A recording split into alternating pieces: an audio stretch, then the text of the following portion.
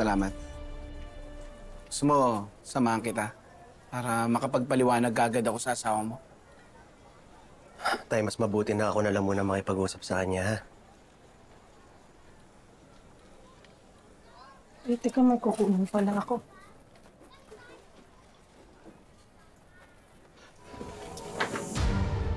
Oh, na paano ka? Si Ma'am Gina. Ano? Nandyan siya? Gerald? I've been looking all over for you. Siya po ba yung sinasabi niyong business partner niya dati? Turing ko sa kanya, hindi lang kaibigan, kapatid. Anong nangyari, Dad? 3 months pa lang, tinakbo na ni Jun yung pera. What is he doing here? Naniniktik. Gusto naman ako sigurong targetin.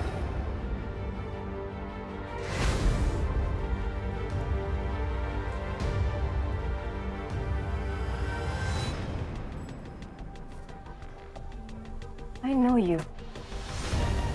Ikaw si Jun! Ikaw yung Tomb Raider sa daddy ko? What are you doing here?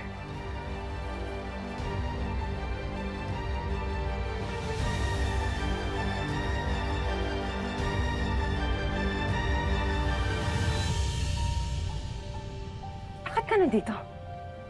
Hindi ka pa ba nakontento sa panloloko mo sa daddy ko? Susunod mo yung asawa ko? Hindi! Hindi, Gina. Mahal, ano ginagawa mo? Tatawagan ko si Daddy, sasabihin ko, nandito si Jun! Wag! Wag! Nanay Nora, anong ginagawa niyo? Mahal, minahon ka. Sorry, naglihim ako sa'yo. Siya si Marcel. Siya ang tatay ko.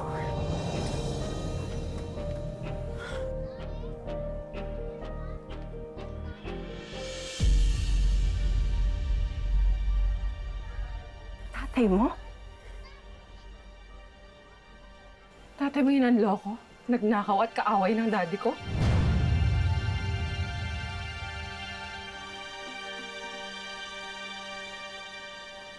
Ako nga. Ako si John. Can't believe this! Ang tagal hinahanap ni Daddy ang June na yan. Nandito lang pala, sinasadya mong itago. How could you do this? Mahal, makinig ka muna sa akin. Sasabihin ko naman talaga sa'yo tungkol kay tatay. Diba, pupunta na dapat natin siya. Pero nung nalaman ko na siya yung kinamumuhian ng daddy mo, natakot ako. It doesn't give you a reason to lie to me, Gerald! Nakailang tanong na ako sa'yo about your dad. Wala kang ginawa kundi magpalusot sa akin. Ginawa mo akong tanga.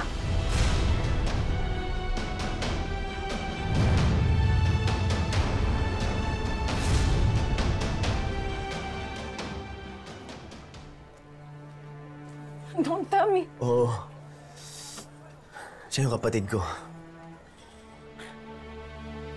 Hindi mo pa pinapakilala sa akin ang lakas na loob mong ipasok sa supermarket natin. Dali. Hindi po ganun, Ma'am Gina. Pasensya na po. Nag-apply ako ng di alam ni Kuya. Gina, ako ang pumigil kay Gerald. Intensyon niya talagang sabihin sa'yo lahat. Unang beses niya palang makaharap ang tatay niya. Gina, sana maniwala ka. Hindi ko alam kung sino paniniwalaan ko sa inyo. Sino ba nagsasabi ng totoo? Iwan niyo po muna kami.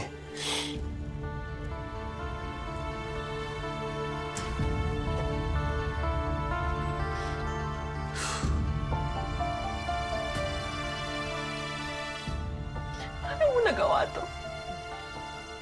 Paano ka nakatago ng ganitong kalaking sikreto sa akin? Now I know what my dad felt. Now I know what it feels like to be betrayed. Mahal, totoo yung sinasabi ni nanay. Ayoko talaga maglihim sa'yo. Pero nakiusap sila sa akin eh. Natatakot sila. Baka anong gawin ng daddy mo sa tatay ko? Natakot din ako. Aaminin ko. Nakukonsensya din ako sa pagsisikreto ko sa inyo ng daddy mo. Pero may malaking parte sa akin na kailangan protektahan yung tatay ko. Pamilya ko siya. What about me? Di ba pamilya mo rin ako? Asawa mo ako, Gerald. Sa tingin mo ba, pag sinabi mo sa akin hindi kita maintindihan, pipilitin ko. We've always trusted each other. Kapag may problema ka, sa akin ka tatakbo. Sa akin dapat. Gina, mahal ko. Sorry. Mali ko talaga. Hindi ko sinasadya. Natatakot lang talaga ako eh. Kasi lagi kong iniisip yung magiging tingin sa akin ng daddy mo. Ayokong sirahin yung tiwala niya sa akin. Ang tagal ko pinaghirapan yun eh. Mahalaga sa akin na magustuhan niya ako. Kasi sino ba naman ako para mahalin mo, di ba? Oo. Asawa mo ako.